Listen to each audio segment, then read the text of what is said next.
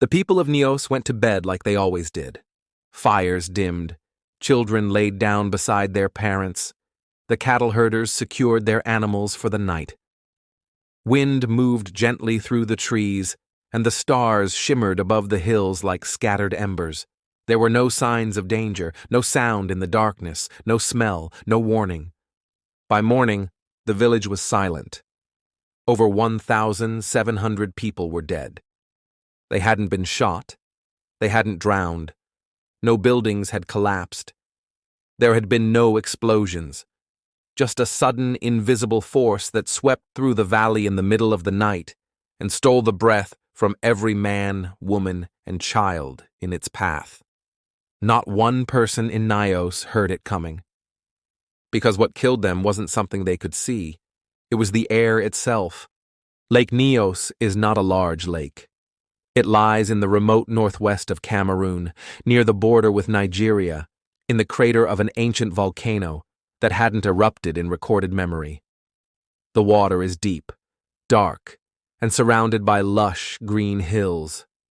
From the surface, it appears tranquil, untouched, even beautiful. Just another crater lake in a quiet, rural part of West Africa.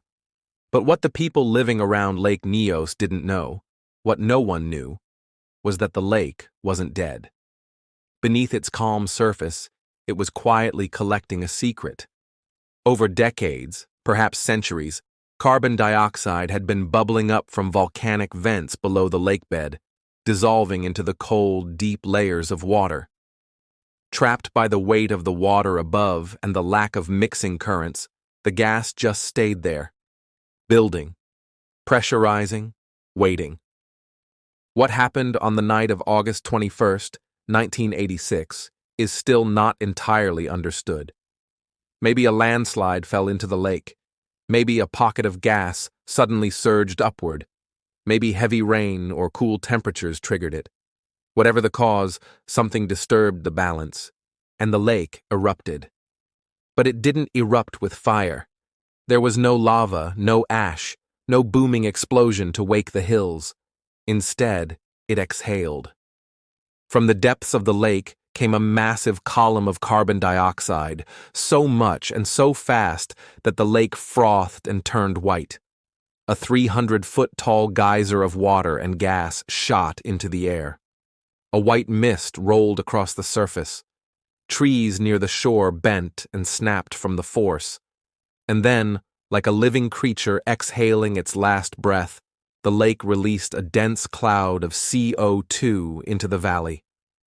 Carbon dioxide is heavier than air. It hugs the ground. It flows like liquid, and it doesn't need to be hot to kill. The cloud rolled down into the valley without a sound.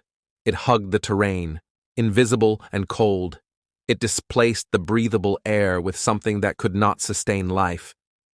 And everywhere it touched, things simply stopped. People in the nearby village of Nyos died in their sleep. Some were found lying in bed, unmarked and still. Others collapsed in doorways or slumped over cooking fires. Children were found in their mother's arms. Whole families lay together, exactly where they had fallen. In some villages, livestock were wiped out. Cattle fell where they stood. Birds dropped from tree branches. Dogs and goats died mid-stride. It wasn't until the morning light that anyone outside the valley realized what had happened. A few survivors who had been higher up on hillsides or on the edge of the cloud's path woke up coughing, disoriented, and surrounded by death. When rescuers arrived from nearby towns, they were horrified by what they saw. The stench of rot and death lingered in the air, but there was no visible destruction, no flames, no collapsed buildings, just people. Dozens of them, dead in silence. Their bodies frozen in peaceful postures, food left uneaten, radios still playing, as if time had stopped. At first, no one had any explanation. Rumors of poison gas, secret weapons, or supernatural forces spread quickly. In a region where scientific literacy was limited and government communication even worse, fear took over. The survivors were afraid to go near the lake. Some fled permanently. Others believed it had been cursed. The truth was both more incredible and more terrifying. Scientists began arriving within days. They took samples, examined the bodies, tested the air and water. What they discovered would change how geologists and disaster planners thought about lakes forever. This was a limnic eruption, an extremely rare event where a deep lake saturated with dissolved gases suddenly releases those gases in an explosive burst. Until then, it was a theoretical hazard, something researchers had discussed in papers but never truly believed could happen on such a scale. But now, there were nearly 2,000 dead to prove it. The science was stunning in its simplicity and horror. Lake Nyos, over time, had become a natural soda bottle, its depths saturated with carbon dioxide under immense pressure. For decades, the gas had been trapped in the lower layers of the lake, unable to rise because of the stratified water and still conditions. But when the balance was disturbed by temperature, seismic activity, or even a landslide, the gas began to rise. And as it did, it pulled more gas with it, like a chain reaction. Once the threshold was crossed, the entire lower portion of the lake turned over, and what had been water, rich with carbon dioxide, turned into a rolling, invisible fog of suffocation. When the gas surfaced, it expanded instantly.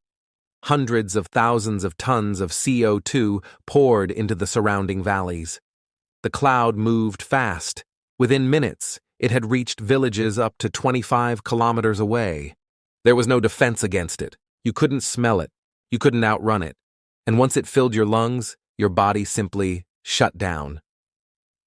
In the aftermath, the international community scrambled to respond. Cameroon wasn't equipped to handle a disaster of this magnitude, let alone one of this type. Western scientists, funded by emergency grants and international aid, arrived to investigate and propose solutions. One of their most urgent conclusions: it could happen again. Not just at Lake Nyos. There were other lakes around the world with similar geology and warning signs, like Lake Manoon, just 100 kilometers away, which had experienced a smaller but similar event in 1984 that killed 37 people. And more ominously, Lake Kivu, on the border of Rwanda and the Democratic Republic of Congo, home to more than 2 million people, was found to contain vastly more gas than Nyos. These lakes were, in effect, bombs, silent, invisible, slow. To prevent another disaster, engineers began an ambitious plan to degas Lake Nyos. It was something no one had ever done before. A long pipe was lowered deep into the lake. At its base, it reached into the gas-rich depths. By siphoning the water up to the surface using natural pressure, they allowed the CO2 to escape gradually, venting in a controlled, foaming fountain that now runs continuously. The solution worked. The lake has not had another major event since, but the danger remains. If the equipment fails, if the venting stops, if the lake refills faster than it can be drained, then the process could repeat. Because the Earth does not care about politics, or memory, or preparedness. It simply does what it has always done. And Lake Nyos still sits above volcanic vents, still breathes from the earth below, still waits. There are memorials now, simple concrete slabs near the lake's edge bearing the names of the dead. But there are no crowds of tourists, no annual ceremonies.